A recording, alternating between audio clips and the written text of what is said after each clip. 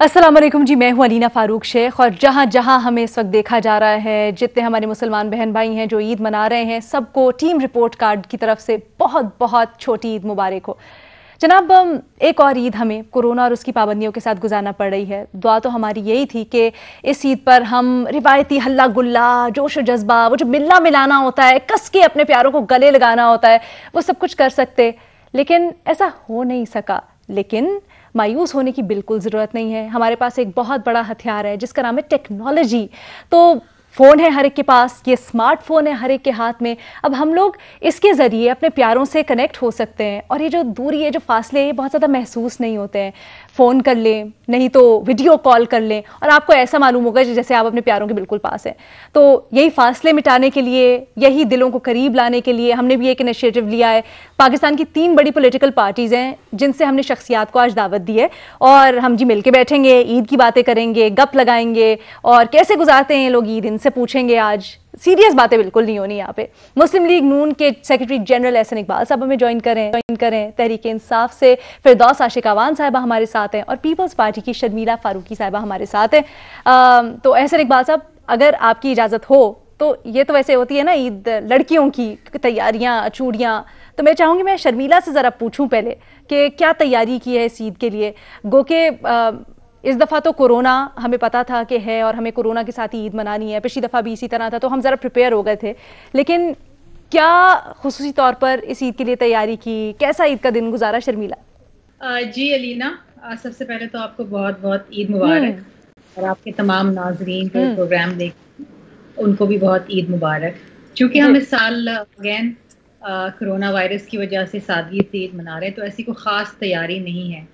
क्योंकि हमने देखा कि पिछले चंद महीनों से और बिलखुसूस चंद हफ्तों से जो वायरस की जो इन्फेक्शन रेट है वो इतना बढ़ गया है। लोग अस्पतालों में हैं, कुछ लोगों के प्यारे बीमार हैं। तो एक जिस तरह एक जज्बा होता है ईद के ऊपर खुशी मनाने का और खुशियां बांटने का, वो इस वक्त नहीं है। और हर दूसरा शख्स कोई ना कोई, किसी न किसी के घर में कोई बीमार है, मध्यम पड़ के, बिल्कुल सही, लॉकडाउन के अंदर है। वो तैयारी नहीं है जैसे कि हमेशा पहले ईद पे प्री कोरोना वायरस होती थी कि जनाब मेहंदी लगा रहे हैं और जनाब तैयार हो रहे हैं और एक दूसरे के घर जा रहे हैं। अब तो सोशल डिस्टेंसिंग है, घर के ऊपर है, फोन पे बात हो रही है या वीडियो कॉल हो रही है। लेकिन फिर भी क्योंकि सुन्नत है कि हमने रमज़ान के बाद जो है वो ईद जो आती है उसको हमने मनाना है। तो ऑफ कोर्स नए कपड़े हैं जो मैंने पहने हुए हैं आपके सामने, और मेकअप भी किया हुआ है, और आपसे मुखातिब भी हूँ। और एहसन इकबाल साहब, आपको भी बहुत ईद मुबारक, और उम्मीद है कि आपके घर में भी सब खैरियत से होंगे। लेकिन वो कहते हैं ना कि छोटी छोटी खुशियों से छोटी छोटी खुशियां बांटनी चाहिए। तो हम बैठे हुए हैं एक दूसरे के सामने, एक दूसरे को वीडियो के ऊपर देख रहे हैं, सेहतयाब हैं। अल्लाह ताला की बहुत बड़ी है, अल्लाह ताला हम सबको सेहतयाब रखे, और जो बीमार है अल्हम्दुलिल्लाह, अल्हम्दुलिल्लाह। एहसन इकबाल साहब, आप हमें बताएं, आपके घर में कौन कौन है जिसके साथ आपने ईद मनाई, और कैसे गुजारा आपने पूरा दिन अपना? जी बहुत शुक्रिया। मेरे लिए तो थोड़ी सी ये ईद का जो तजुर्बा है उदास है, क्योंकि पिछले कई सालों से अल्हम्दुलिल्लाह रमज़ान का आखिरी अशरा और छोटी ईद मुझे मदीना मुनव्वरा में मनाने का शर्फ हासिल होता रहा। लेकिन कोविड की वजह से पिछले साल और इस साल हम रमज़ान में भी नहीं जा सके और ईद भी वहाँ नहीं मना सके। और मैं आपको बताऊं कि जो रमज़ान है, जो ईद है मदीना मुनव्वरा में, उसका कोई दुनिया में सानी नहीं है। तो उस लिहाज से एक बड़ी उदासी भी है। लेकिन मैं फिर पाकिस्तान में हूँ तो कोशिश करता हूँ कि अपने इलाके में लोगों के साथ मनाऊं। मैंने भी नारोवाल में अपने इलाके में ईद मनाई और लोगों के साथ यहाँ पे रहे। लेकिन कोविड की वजह से जो रवायती मिलना जुलना है उसको कम रखा, और लोगों को भी तलकीन की कि वो बहुत एहतियात करें, क्योंकि हम नहीं चाहते कि इस खुशी के मौके पे कोई ऐसी तंगी या तकलीफ हो जिससे लोगों में बीमारी फैले और वो किसी मुश्किल में फंस जाएं। लेकिन इसके साथ साथ मेरा ख्याल है इस ईद का जो एक बहुत अहम पहलू है कि जो लोग रोजगार की वजह से या लॉकडाउन की वजह से परेशान हैं, हमें उनकी खुशियों का जरूर ख्याल रखना चाहिए। और हम में से हर किसी को अपने इर्द लोगों को तलाश करना चाहिए कि जो किसी मुश्किल का शिकार हैं, कारोबार और मुआशी तंगी का शिकार हैं, और हम किस तरह उनकी खुशियों को दोबाला कर सकते हैं और खामोशी के साथ उनके साथ कोई हम उनकी मदद करें, उनके बच्चों को नया लिबास ले दें, खुराक ले दें। तो असल ईद ये है कि आप किसी की खुशी में ईद का एसेंस भी यही है, ईद का एसेंस भी यही है। बिल्कुल, हम पूरा महीना अल्लाह पाक के रूबरू पेश होते हैं, अल्लाह पाक से रहमतें उसकी मांगते हैं, और फिर न सिर्फ अपने लिए बल्कि दूसरों के लिए भी। और ईद पर जब हम खुशियां मना रहे होते हैं तो इसमें तो दूसरों का ख्याल सबसे पहले रखना चाहिए। अच्छा, आप बताएं, आपने दिन कैसे ईद वाला गुजारा? माशाल्लाह मैं देख रही हूँ बड़ी तैयारी शयारी भी, आपने ईद का सूट निकाला हुआ है, चूड़ियाँ, मेहंदी, ये सब पसंद है आपको? देखिए, चूड़ियाँ, मेहंदी यकीनन ईद के साथ जुड़ा एक बहुत अच्छा जेस्चर है, और ख़ास तौर पे ख़वातीन के लिए। लेकिन जिनको हर वक्त हाथ जो है, क्योंकि मेहंदी लगाने के लिए आपको टाइम चाहिए और हाथों पे उस मेहंदी का ठहरना ज़रूरी है, तो जब आपके हाथ जो है सारा टाइम फ़ोन पे चल रहे हों तो वो मेहंदी जो है ना लग सकती है ना स्टे कर सकती है। और चूड़ियाँ वगैरह चूँकि मैंने कभी अपनी शादी के अलावा पहनी नहीं थी, और बाद में भी कोई मुझे ऐसा मौका नहीं मिला, तो इसलिए कोई इतना मुझे शौक़ नहीं है। लेकिन बाकी मेरी बेटी, भतीजियाँ, भांजी, बहनें सब जो हैं वो करती हैं एक सिलेक्शन और मेहंदी का एक जश्न, इस तरह से कि जनाब स्पेशली लगवाने जा रही हैं। मैं सहूलतकारी कर रही होती हूँ उनको, लेकिन खुद क्योंकि टाइम नहीं होता तो मैं उनके लिए अरेंजमेंट्स कर रही होती हूँ, उनकी चॉइस किससे चीज़ें खरीद रही होती हूँ, मंगवा रही होती हूँ, उनको गिफ्ट कर रही होती हूँ। आपने शौक उनके थ्रू अब पूरे कर रही हैं, अपनी बेटी के थ्रू। जाहिर है और भांजियों भतीजियों के। अच्छा, ये बताएं एहसन साहब कि क्या सुबह सुबह उठ जाते हैं ईद के दिन, फिर नमाज पढ़ते, क्या रूटीन रही आपकी? आप यकीन कीजिए कि रात से ही आपका फोन जो है वो क्रैश होना शुरू हो जाता है, और आप मुसलसल घर वालों से आपका झगड़ा होता है, कोशिश करते हैं कि ज्यादा से ज्यादा लोगों को जवाब दें। वो कहते हैं आप ये ईद के दिन भी फोन नहीं छोड़ रहे, हमारे साथ वक्त गुजारें। तो ये एक बड़ा डायलेमा होता है कि आप फैमिली को टाइम दें, या फिर वो लोग भी आपकी फैमिली है जो आपसे मोहब्बत करते हैं और जो आपको पैगामात भेजते हैं। तो ये भी एक बड़ी फुल टाइम स्ट्रगल होती है। शर्मिला से पूछते हैं, शर्मिला, क्योंकि शादी के बाद तो ये और ज्यादा आपके ऊपर एडेड रिस्पॉन्सिबिलिटी होती है ना, कि ससुराल वाले, फिर उनकी भी एक्सपेक्टेशंस होती हैं, फिर कुछ रिवायात भी होती हैं आप जिस नई फैमिली में जा रहे होते हो उसकी। तो क्या ये मैनेज करना बड़ा मुश्किल होता है? आपके ससुराल में भी कोई ऐसी रिवायत है खास ईद से मुतल्लिक? लाहौर में जो है रिवायती तौर पे ससुराल के अंदर जो दोपहर का खाना है वो आलू गोश्त और मटन पुलाव, क्योंकि लाहौरी गोश्त बहुत खाते हैं ना। हम कराची वाले तो बिरयानी वाले हैं, वो आलू मटन पुलाव मिठाई खाने के लिए, और मिठाइयाँ शौकीन है बहुत लाहौर वाले मीठी चीज़ों के। तो शीर खोरमा भी होता है, वो तो खैर कराची में भी होता था। अच्छा, आप ये बताएं, सुबह से क्या किया? कोई एहतमाम किया कि चूड़ियाँ पहननी है और फिर खाना वाना कुछ बनाने, खास तौर पे जब मीठा बनता है रिवायती, ऐसा होता है आपके घर में? बिल्कुल होता है, और ये तो रात से सिलसिला शुरू है, और रात से जो है वो सिलेक्शन ऑफ मेन्यू, और ओवरऑल सुबह के लिए ईद की नमाज पढ़ने से पहले यहाँ घर में चूँकि ख़त्म होता है और सारी फैमिली उसमें पार्टिसिपेट करती है, तो फिर जाते हैं मर्द हमारे ईद की नमाज के लिए। और वो जो खाना बना होता है फिर उसमें अक्सरियत चैरिटी होता है, उन घरों में जाता है जिनके पास शायद वो इतना अच्छा खाना दस्तयाब नहीं होता।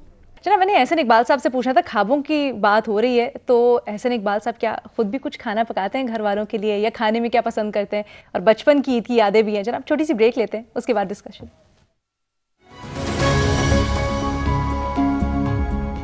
वेलकम बैक जी, ईद मुबारक। हम उम्मीद कर रहे हैं कि आप भी सेफ होंगे, सेहतमंद होंगे, और ईद किसी ना किसी तरह अपने प्यारों के साथ अपनी ईद की खुशियां बांट रहे होंगे, चाहे वो डिजिटली क्यों ना हो। इसी मैसेज को हम आगे लेके चल रहे हैं, और आज हमारे साथ मौजूद हैं शर्मिला फारूकी साहिबा और एहसन इकबाल साहब।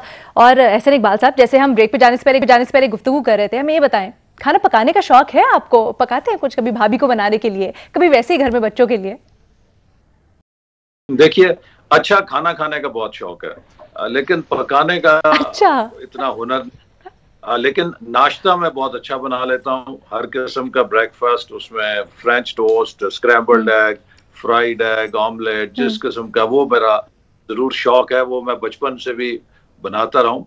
लेकिन बाकी खाने का शौक है। और इस ईद में बहरहाल जो अब इस हमारे उम्र में आके कमी रह जाती है ना, जिसको हम अक्सर चैन, वो ये कि जब आप छोटे होते हैं तो इस ईद की सबसे बड़ी एक्साइटमेंट ईदी होती है, और अब आप ईदी वसूल नहीं कर रहे होते, ईदी तो ये एक बहुत तब्दीली है। आपने किस किस को दी आज ईदी? जी, ईदी तो यकीनन बच्चों को, और बच्चे को रखते हैं आपसे, उन सबको आप देते हैं। तो इस वक्त आपकी इस उम्र में ईदी देने वाले बहुत कम रह जाते हैं, और वालिदैन चूंकि जा चुके हैं, बुजुर्ग भी अब बहुत कम है, तो अब हम देने वाले ज्यादा हैं, लेने वाले कम हैं। अच्छा ये बताएं, क्या बच्चों को देते हैं या बच्चों के बच्चे भी हैं आगे जिनको ईदी देनी पड़ती है? जी जी, माशाल्लाह आगे अब बच्चों के पोता है मेरे साथ यहाँ पे, उसको भी छोटा है, ईदी दी है, और तो अब ये दिल बांट की खुशियां चलती हैं। अच्छा, वो तो आपके लिए बड़ी मजे की इंजॉयमेंट होती होगी ना, सुबह सुबह उठना है, और बच्चों को तो इतनी एक्साइटमेंट होती है, तो वो आता होगा कि दादा हम साथ लेके चलें, और फिर ईदी को स्पेंड भी करना बड़ों के साथ मिलके, वो भी एक बड़े मजे की एक्टिविटी होती है। जो ग्रैंड चिल्ड्रन है वो तो अज खुद ही एक परमानेंट ईदी होते हैं। मुझे याद है कि जब हमारे बच्चे थे तो हमारी वालदा हयात थी, तो हमने अगर किसी बात पे उन्हें झिड़कना तो उन्होंने कहना खबरदार मेरे सामने इन्हें नहीं झिड़कना। तो मैंने अम्मी से कहना क्या इस बात पे हमारी तो पिटाई हो जाती थी, आप हमें कुछ कहने भी नहीं देती। तो उन्होंने कहना कि असल से सूद ज्यादा होता है, तो ये आप मेरे सामने इन बच्चों को कुछ नहीं कहते। तो वो वाकई अब आप वहां पर आए हैं अपनी अम्मी की जगह पे, तो आपको पता चल। अच्छा शर्मिला, आप भी हुसैन को डांटती हैं, और अब तो ईद की तैयारी मुख्तलिफ हो जाती होगी ना, अब तो आप कहती होंगी कि मैं उसकी तैयारी करूं, अपनी तो साइड पे हो जाती होगी, ऐसा है क्या, या अभी भी अपना एहतमाम करती हैं थोड़ा? नहीं, ये तो कोरोना में 2 ईदें गुजर गई, वरना उससे पहले अपनी भी तैयारी करती थी, माशाल्लाह बेटी की भी तैयारी करती हूँ। देखिए, ईद रिवायती तौर पे एक ऐसा त्यौहार है हमारा जो खुशियों का त्यौहार है, उसको मनाना चाहिए। मैं तो वैसे भी बिलीव करती हूँ कि हर ओकेजन को सेलिब्रेट करना चाहिए। जब तक जिंदगी है, सेहत है और अल्लाह ताला ने हिम्मत दी है, तो वन शुड सेलिब्रेट, और खास तौर पर रिश्तेदारों और दोस्तों अहबाबों के साथ तो नहीं करती हूँ, मैं दिल खोल के करती हूँ। देखिए, छोटी छोटी खुशियां हमें एक दूसरे के साथ बांटनी है। कहीं चले गए, कुछ बना लिया खाने के लिए, दोस्तों के पास चले गए। क्या बनाती हैं ईद पे, क्या बनाती हैं? खुद बनाती हैं, बाहर से ऑर्डर कर लेती हैं? आजकल तो ये बड़ी कन्वीनियंस है। मैं ईद पे कुछ भी नहीं बनाती है लीना, मुझे सिर्फ खाने का शौक है। खाना मैं जब बनाती हूँ जब मेरे पास दुनिया में और कोई काम नहीं होता करने के लिए, अदरवाइज मैं नहीं बनाती। ओफ, हालांकि आई लव कुकिंग, लेकिन मेरा भी ये है कि भाई जब छुट्टी है ना, उस दिन छुट्टी होना चाहिए, उस दिन किचन से भी छुट्टी होनी चाहिए। अच्छा एहसन साहब, आपको भाभी की क्या एक डिश सबसे पसंद है?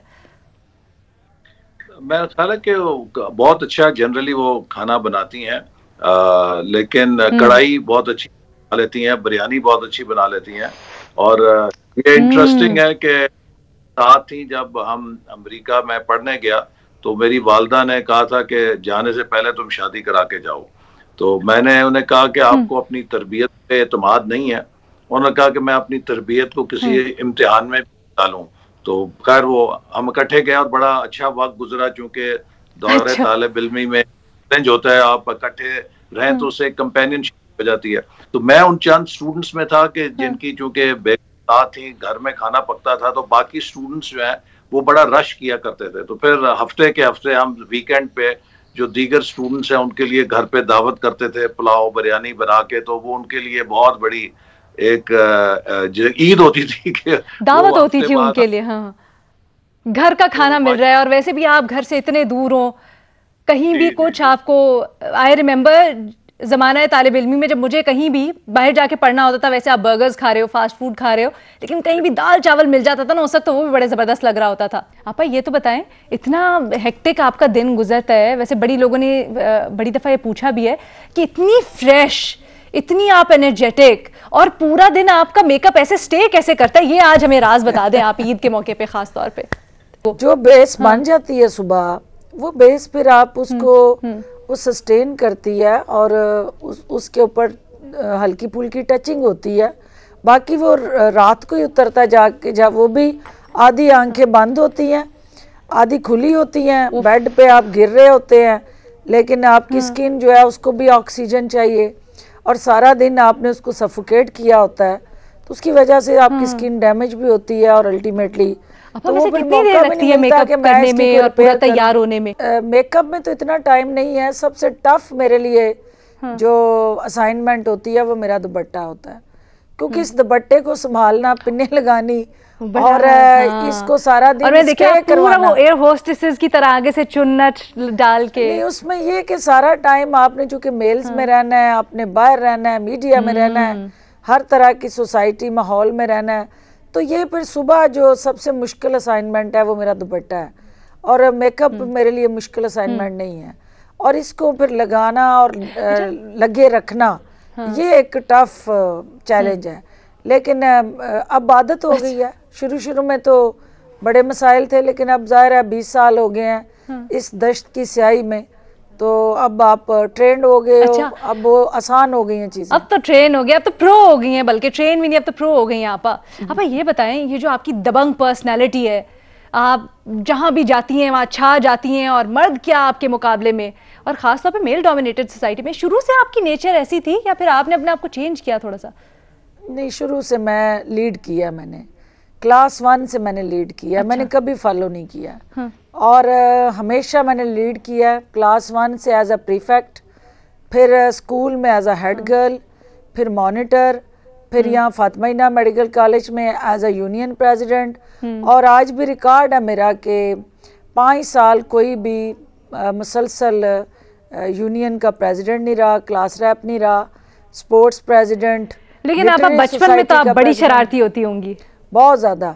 कोई ऐसी छुट्टियां नहीं गुजरी गर्मियों की जिसमें मैंने को अपनी हड्डी ना तोड़ी हो, क्योंकि चैन से बैठना मेरे मजाज कोई वाकया सुनाए हमें।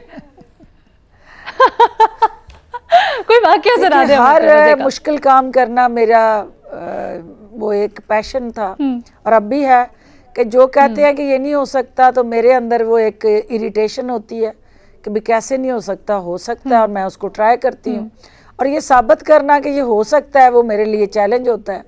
और यही वजह है कि हर मुश्किल काम में आपने क्या ऐसी कोई चीज की थी जिससे आपकी पिटाई हो गई, फिर आपने शरारत की, और आपको याद है या ईद के मौके पे कोई इस तरह की चीज? मेरे खालाजात मुल्तान से आए हुए थे, छुट्टियां थी गर्मियों की, और मुंशी हमारे जो हैं वो उस वक्त वो वेस्पा होता था, जो बड़े वाला जो नीले कलर के वेस्पे नहीं होते थे, वो खड़ा करके जुम्मा पढ़ने गए। तो बहुत छोटे थे हम, मेरा हाल है कोई 5th-6th क्लास में होंगी मैं।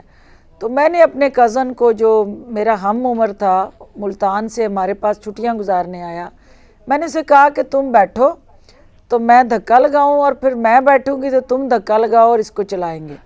तो उसके ऊपर वो इतना हैवी था, वो बैठ गया गरीब मेरे कहने पे। मैंने खूब धक्का लगाया ज़ोर ज़ोर से, उसको भी चलाना नहीं आता था। अल्टीमेटली वो वेस्पा गिर गया। जब उसकी बारी आई तो मैंने उसको संभाले रखा। जब मेरी बारी आई तो वो ना संभाल सका, तो उसकी टांग पे गिरा। उसका जो सलेंसर होता है उसकी टांग से थ्रू एंड थ्रू हुआ, और वो लेसरेशन वुंड और ब्लीडिंग, और वो वेस्पा भी उसके ऊपर गिरा, उसकी सारी बर्निंग हुई, टांग टूट गई। तो और बड़ी खौफनाक किस्म की स्टोरी है। अब मेरे लिए कि उसको उठाऊं कैसे, वो चीखे कि इसको उठाओ, और वो खैर उसको रेस्क्यू किया बेचारे को। मेरी खाला आई, वो जितना अरसा यहाँ पे सियालकोट में पट्टियां लगी हुई हैं, उसकी टांग जो है उसका सर्जरी हुई, और वो आज तक जहाँ मुझे मिलता है वो यही कहता है कि तू जो है ना वो टांग के अपने जख्म अपने बच्चों को दिखाता है कि इसके दिए हुए हैं, और इसने मुझे ये किया था, ये हुआ था मेरे साथ। उसमें ये आपा की शरारतें थी। एक छोटी सी ब्रेक लेते हैं जी, ईद मुबारक, उसके बाद मजीद बातें करेंगे। अस्सलाम वालेकुम जी, ईद मुबारक दोबारा से। और मज़े की हमने बातें की, ईद का दिन कैसे गुजारा, कैसे गुजरती है रिवायती तौर पर कोरोना और नो कोरोना ईद। लेकिन अब ज़रा गेम्स खेलते, थोड़ा फ्रेंडली कंपटीशन होना चाहिए ना जनाब। तो हमने कुछ सवालात हैं रैपिड फायर, यानी जल्दी जल्दी हमारे एनालिस्ट को उनके जवाब देने पड़ेंगे, सॉरी हमारे जो मेहमान हैं उनको उसके जवाब देने पड़ेंगे। और जो सबसे ज़्यादा विटी और सबसे ज़्यादा मज़ेदार जवाब देगा ना, फिर एंड में डिसाइड करेंगे कि वो जीत के क्या होता है उनके साथ। ईद ही देनी पड़ेगी मुझे। अच्छा, ऐसे एक बात साहब, आपसे स्टार्ट करते हैं हम ये सबसे पहले बताएं कि अगर कल सुबह आप उठें और आपको पता चले कोरोना खत्म हो गया है, तो पहला काम क्या करेंगे आप? क्या प्लान्स है? सबसे पहले काम यही करेंगे कि आजादी के साथ मास्क उतारेंगे, क्योंकि मास्क के साथ जो है वो काफी जिंदगी जीवन रही है। मास्क की आजादी का जश्न मनाएंगे। मास्क की आजादी का जश्न मना, लेकिन मास्क पहनना अभी इस वक्त बड़ा जरूरी है जी, ये भी मैसेज जाना चाहिए। अच्छा, दूसरा सवाल, बाहर बड़ी सर्दी है, बर्फ पड़ रही है, शदीद ठिठुरती ठंड, आपके पास एक घर है जहां पर आप पनाह दे सकते हैं, लेकिन सिर्फ एक शख्स को, एक को आप चाय पिलाएंगे और एक को बाहर आपने सर्दी में ठिठुरते रहने देना है। 3 आपको ऑप्शंस दूंगी, इनमें से आपने चूज करना है। आपके पास ऑप्शंस ये हैं कि जी मरियम नवाज है, शहबाज शरीफ साहब हैं और शाहिद खाकान अब्बासी साहब हैं। तो किसको आप अपने साथ घर में रिफ्यूज दे रहे हैं, किसको सिर्फ आप चाय पिला के कहेंगे अल्लाह हाफिज, और किन को आप कहेंगे भाई आप अल्लाह हाफिज बाहर ही रहे हैं, अभी आप ठंड थोड़ी। ये तो तीनों घर में बिठा के चाय पिलाने वाले हैं। आपने एक आधा लेकिन आप आधा का डाला होता तो उनको बाहर खड़ा करते थे। आपने समझा कि हम आपको रैपिड फायर आसान सा देंगे, ऐसे थोड़ी, थोड़ा सा तो मुश्किल होना चाहिए ना। बस आपको इसी में से चूज करना है। अब मरियम साहिबा है, शहबाज साहब हैं और शाहिद खाकान साहब हैं, किसके ऊपर आप कॉम्प्रोमाइज करने को तैयार हैं? किसको आप बाहर कहेंगे कि माजरत जी, आई एम सॉरी? जी, इन तीनों को अंदर करके खुद अगर होना पड़ा तो खुद बाहर हो जाएंगे, लेकिन तीनों बहुत कीमती है हमारे लिए। ओए क्या spoken like a true politician, क्या पॉलिटिकल जवाब दिया है साहब। चलें, आपको इसके बोनस मार्क्स देते हैं हम। तीसरा सवाल, मुखालिफ पार्टीज में से सबसे अच्छा कौन लगता है आपको, या फिर दोस्ती सबसे ज्यादा किसकी है? मुखालिफ पार्टियों में तो अच्छे ताल्लुकात हैं काफी लोगों के साथ।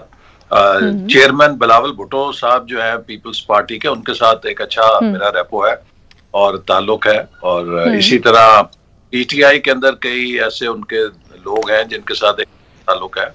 तो कभी सियासी अच्छी दोस्ती किससे? कई लोगों से है, जो मैंने कहा वो ये किसी एक के साथ करना। जी, रैपिड फायर है, आपको एक जवाब देना पड़ेगा। मेरा ख्याल है कि मैं पीटीआई में असद उमर कहूंगा, क्योंकि असद उमर 2002 में नारोवाल मेरे इलेक्शन की कैंपेन में हिस्सा लेने भी आया। अच्छा, और अपनी पार्टी में से आपकी किससे नहीं बनती? किससे नहीं बनती? नहीं, सबसे बनती है। मैं पार्टी का सेक्रेटरी जनरल हूँ, बनती है। कोई एक होता ना, आपको ऐसा लगता है जैसे हमारे इर्द गिर्द बहुत से ऐसे लोग होते हैं, आप कहते हैं इससे मेरी जेलिंग नहीं होती, या ठीक है हम अच्छे टर्म्स पे हैं बट और नहीं अच्छा मिलता नहीं है हमारा कुछ मेंटालिटी। सब बहुत अच्छे टर्म्स में, we are like a family. Ehsan Iqbal साहब, नहीं, आप हार रहे हैं गेम में, आपको बता रही हूँ, बहुत पीछे रह जाएंगे आप। खवातीन में देख रही हूँ चार्ज हैं इस वक्त। अच्छा, गुस्सा कैसे निकालते हैं आप? आपके सवाल के जवाब में हारना कबूल है। ओए ओए। अच्छा, गुस्सा कैसे निकालते हैं आप? चीख चिल्लाकर, बिल्कुल खामोशी से चुप हो जाते हैं, साइड पे बैठ जाते हैं, या फिर चीजें तोड़ते हैं और बताते हैं कि मुझे गुस्सा है, फ्रस्ट्रेशन है? नहीं, गुस्सा निकालने का बेहतरीन तरीका यही कि गुस्सा पी लिया जाए और पीने से ही गुस्सा बेहतरीन निकलता है।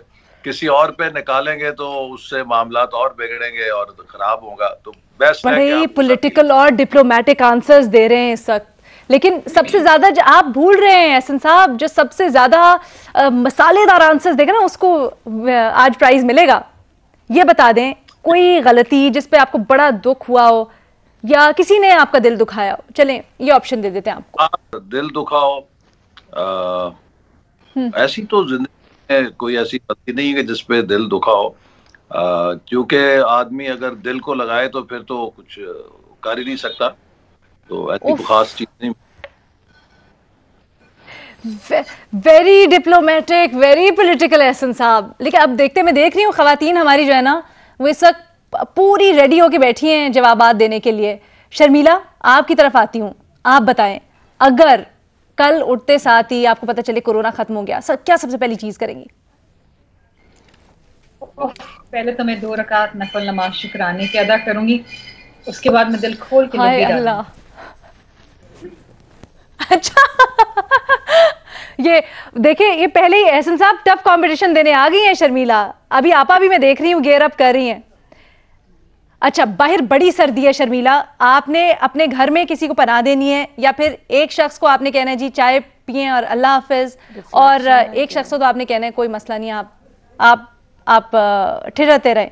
तो बिलावल भुट्टो, जरदारी साहब और मुराद अली शाह साहब, आपके पास 3 ऑप्शंस हैं।